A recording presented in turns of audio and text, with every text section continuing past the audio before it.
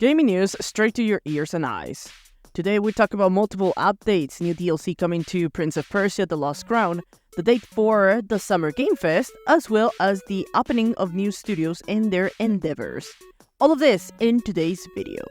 But before we keep going, I invite you to leave a like, subscribe to the channel if you haven't already, and ring that notification bell so you don't miss out on any gaming news or discussion about the gaming world. Check it out, Flows!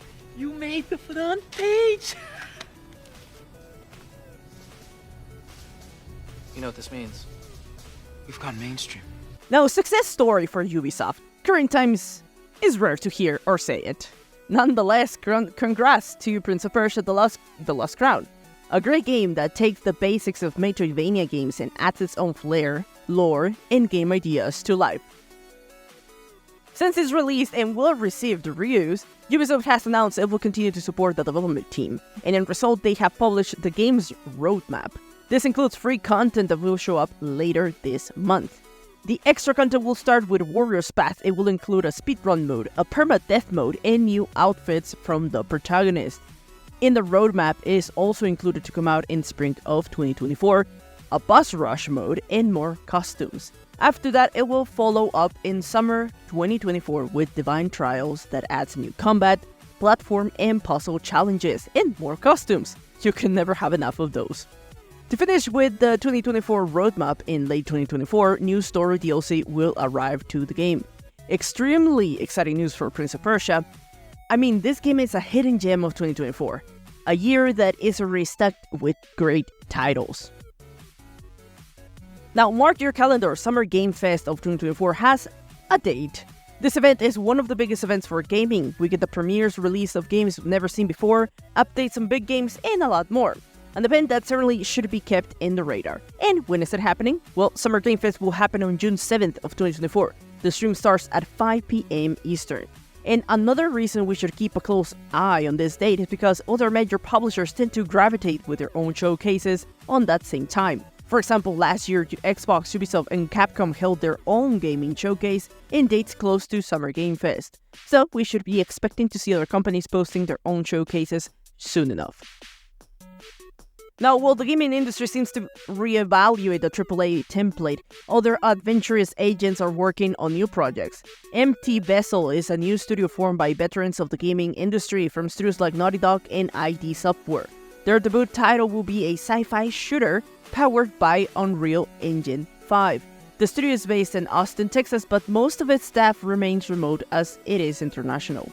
Their CEO and game director is Emmanuel Palalik, and COO and general manager is Gary Jung. Palalik was a senior character artist at ID Software for 5 years, while Jung was general manager at Doom Studio for 5 years, and also served as director of production for the Walt Disney Company, so he has some experience making magic.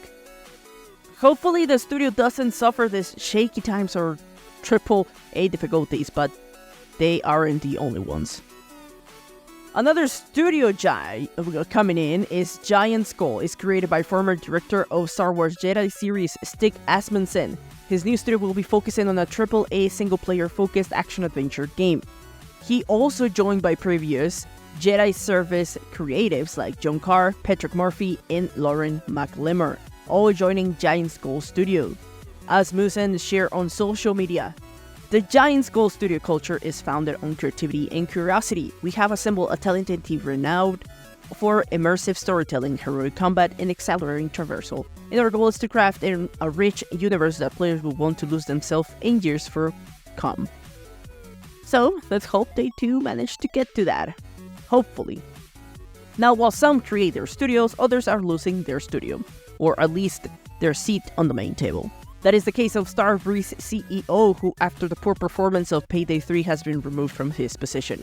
Payday 3 released last year with a lot of difficulties, major server issues, matchmaking difficulties, and other problems in the game that made it incredibly difficult for players to enjoy the game. It also didn't help that the first update took a long time to arrive, thus making it even more impossible for old and new players to jump into the game. Officially, the board of Starbreeze said the company has a clear strategy centered around creative, attractive games on our own and licensed IP. The board's consolidated assessment is the execution of strategy needs a bit different leadership. So, that's it for him. Now, last month, Toys for Bob announced its separation from Activision. Because of this, it also meant it will leave Microsoft out of the picture as their new home. Though, at the time, it was mentioned in that simulator that the studio was looking into collaborate with Microsoft. This week, that information has been confirmed. The studio behind the remix of Spyro and Crash Bandicoot has reached an agreement with Microsoft for its next game. The report comes from Windows Central, in which claims that both studios have decided to explore the partnership. Matt Booty was asked on what terms had Toys for Bob left with Microsoft, to which he answered that at least the first game of the newly independent studio was in the partnership. While he didn't provide details about the game, he said it will be similar to their previous games. So we should expect to see the comeback of an older title. Could it be that Toys for Bob continues working on Crash Bandicoot? The franchise still has a lot of wiggle room of older games waiting to be awakened. And I for example, the Crash Party game. Please. Or maybe it's a different franchise that has been under the dark for decades. I could speculate a ton more, but there's no point. We can only wait and let the studio work on their next project. Final piece of news around studios starting new projects, this time is Bend Studio. Its previous game, Days Gone, had a good success, though numbers weren't as high as the publisher wanted them to be. Now Bend Studio is back to give it another shot at the new genre. According to reports coming from a new job listing, the studio is looking for candidates with experience in live operations. It seems the studio is working in a new AAA live service game. If you ask me, not good timing. While many in the industry are backing away from that type of game, it seems the Days Gone studio wants to give it a shot. In the job listing, the company also includes information with some details about the job position.